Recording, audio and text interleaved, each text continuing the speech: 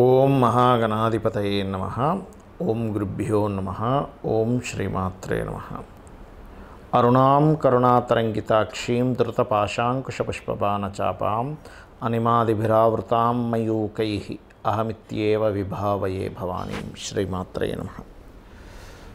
ప్రేక్షకులకి లలితాంబిక అమ్మవారి యొక్క అనుగ్రహం పరిపూర్ణంగా కలగాలని మనస్ఫూర్తిగా కోరుకుంటూ మనం ఈరోజు శని వక్రగతి జూలై 13వ తేదీ నుంచి నవంబర్ 28వ తేదీ వరకు ఉంటుంది శని వక్రగతి. కాబట్టి మీనరాశిలో ఉన్నటువంటి శని కుంభం వైపు వక్రించడం నిజంగానే గ్రహం నిజంగానే వెనక్కి తిరుగుతుందా అంటే కాదు. మనకి సర్క్యులేషన్లో అలా వెనక్కి తిరిగినట్టే దాని ప్రభావం వెనక రాశుల మీద పడుతూ ఉంటుంది. ఈ రకంగా శని వక్రించినందుకు దేశకాల పరిస్థితుల్లో ఎటువంటివి ఉంటాయి, లేదా ప్రతి లగ్నము రాశి వారికి మేషం నుంచి మీనం వారికి ఇటువంటి ఫలితాలు ఉంటాయి. దాంతోపాటు ఈ శని వక్రించినప్పుడు కుజుడు యొక్క దృష్టి శని మీద, శని యొక్క దృష్టి కుజుడి మీద కూడా ఉంటుంది. సహజంగానే మనకి దేశకాల పరిస్థితుల్లో ఏదైనా విపత్తులు కానీ ఇట్లాంటివి, లేదా వాళ్ళ పర్సనల్ చాట్లో కాస్త ఎక్కువ ప్రభావితం చేసేటువంటి గ్రహస్థితి ఏదైతే ఉందో అది శని కుజులు కలిసి ఉండడం కానీ, శని కుజులు వీక్షించుకోవడం కానీ, దీనికి సంబంధించిన అంశాలు చెప్తుంది నేనైనప్పటికీ కూడా చెప్పేసిన సాక్షాత్ లలిత అమ్మవారిగా భావిస్తూ ఒక్కొక్క లగ్నం తెలియని వారు రాశి నుంచి చూసుకోండి. మీన లగ్నము, మీనరాశి, మీనం వారి కనుక చూసుకున్నట్లయితే 6వ స్థానంలో కుజుడు కేతువు కలిసి ఉన్నారు. 6వ స్థానంలో ఎప్పుడైతే ఈ 6వ స్థానంలో కుజుడు కేతువు కలిసి ఉన్నారో, ఈ లగ్నంలో శని వక్రించి రాహు వైపు వెళ్తున్నాడో, ఇది ప్రధానంగా ఏంటంటే ఇది ఈ ఏదైనా అప్పులు ఇవ్వడము, మనీ మ్యాటర్స్, ముఖ్యంగా తండ్రి గారికి సంబంధించిన సంబంధికులకి, లేదా ఒక్కొక్కసారి అప్పులు ఇస్తూ దాని ద్వారా మనం ఇరుక్కుపోతుంటాం. అప్పులు తీసుకోవడం కానీ ఇవ్వడం వల్ల కానీ ఈ విషయాల్లో చాలా జాగ్రత్తగా ఉండాలి. కాకపోతే లగ్నం నుంచి 4వ స్థానంలో ఉండేటువంటి గ్రహాలు కానివ్వండి, శని వక్రగతి వల్ల కొంతవరకు కొత్త ఇన్వెస్ట్మెంట్స్ లేదా గృహ నిర్మాణాలు ప్రారంభించడము ఇటువంటివన్నీ కూడా బ్రహ్మాండంగా చూపిస్తున్నాయి. అయితే మీకు ఇక్కడ ఈ మీనం వారికి పూర్వజన్మ కర్మస్థానంలో కుజుడు కేతువు సంచరిస్తున్నారు. అందుకే సర్వసాధారణంగా కూడా ఎనీ మీన లగ్నం వారికి వాళ్ళ ఫాదర్ ముఖ్యంగా వాళ్ళ లైఫ్లో మెయిన్ రోల్ ప్లే చేసిన వాళ్ళు అవుతారు. అంటే ఏంటి, వాళ్ళ కష్టం కానివ్వండి, మంచి కానివ్వండి, ప్రేమ కానివ్వండి, ద్వేషం కానివ్వండి, ఒక లైఫ్లో గుర్తుండిపోయేటువంటిది వాళ్ళు ఉంటుంది.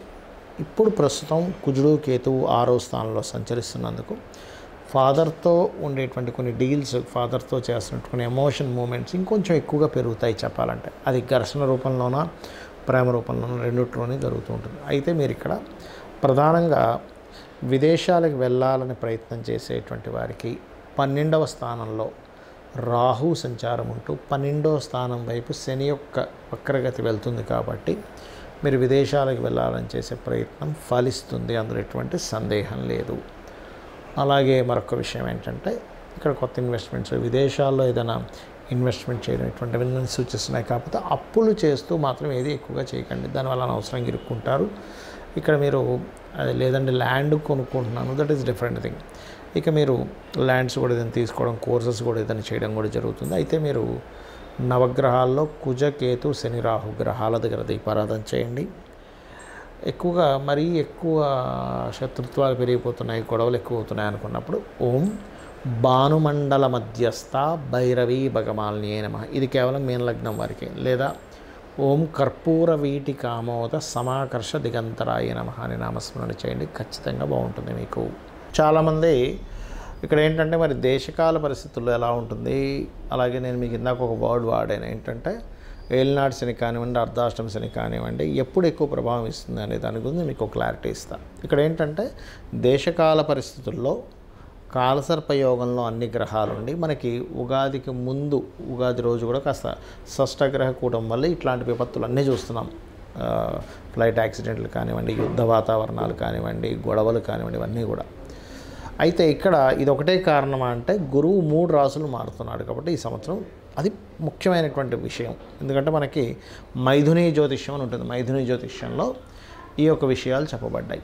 అయితే ఈ మరి దేశకాల పరిస్థితుల్లో ఇది ఎటువంటి ఫలితాలు ఇస్తుంది, మంచి ఫలితాలు కూడా ఏదైనా ఒకటి ఇవ్వాలి కదా అంటే కన్యా రాశిలోకి ఎప్పుడైతే కుజుడు ఎంటర్ అవుతాడో అంటే జూలై 28 నుంచి దాదాపుగా ఎప్పుడైతే ఎంటర్ అవుతాడో అక్కడి నుంచి ఏంటంటే ఈ కాంబినేషన్ ఏదైతే ఉందో కొంచెం మనకి కొన్ని రేట్ల విషయంలో కొంత ఎక్కువగా పెరగడం కానివ్వండి, అలాగే కాస్త భూములు ధరలు బాగా అంటే మనకి హైదరాబాద్లో ఇప్పుడు రియల్ ఎస్టేట్ పడిపోయింది అనుకున్నది కాస్త ఈ సంవత్సరంలో బాగా రైజ్ కూడా అవుతుంది, అందులో ఎటువంటి సందేహం లేదు.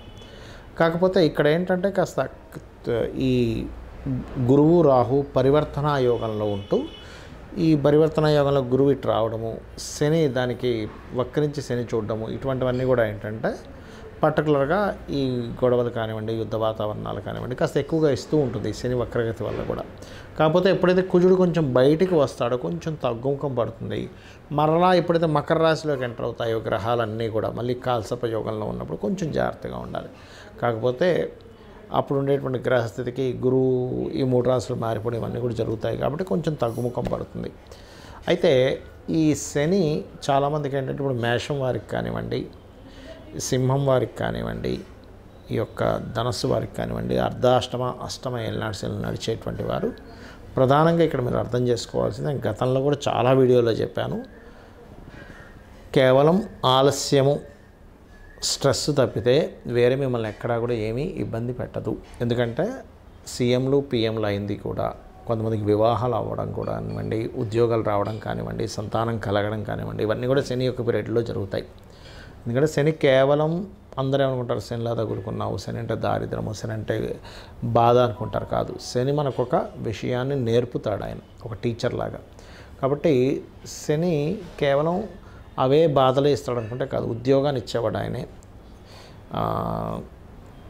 మనకి వ్యాపారాన్ని ఇచ్చేవాడు ఆయనే, ఆయుష్ని ఇచ్చేవాడు ఆయన. అన్నిటికంటే కూడా ముఖ్యంగా ఒక మనిషికి నరాలకు సంబంధించింది కానీ కాళ్ళకి సంబంధించిన ఇబ్బంది కలగకుండా ఉండాలంటే ఆయన అనుగ్రహం ఉంటేనే కలుగుతుంది.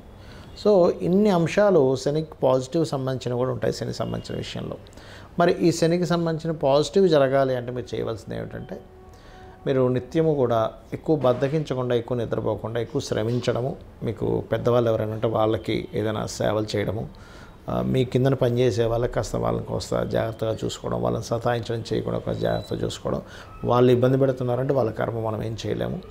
అలాగే కాస్త నువ్వులు నూనె శివాలయంలో దీపారాధన కోసం అని చెప్పి ఇవ్వడము, మరియు ఈ యొక్క గోవులకి క్యారెట్స్ బెల్లము తినిపించడము, ఇవన్నీ చేస్తూ మీ పర్సనల్ చార్ట్లో ప్రస్తుతం నడుస్తున్న మహాదశ అంతర్దశలు, ప్రస్తుతం మీ జాతకంలో ఉండేటువంటి గ్రహస్థితికి శని మంచి చేసే యోగాలు కూడా ఉంటాయి, గుర్తుపెట్టుకోండి.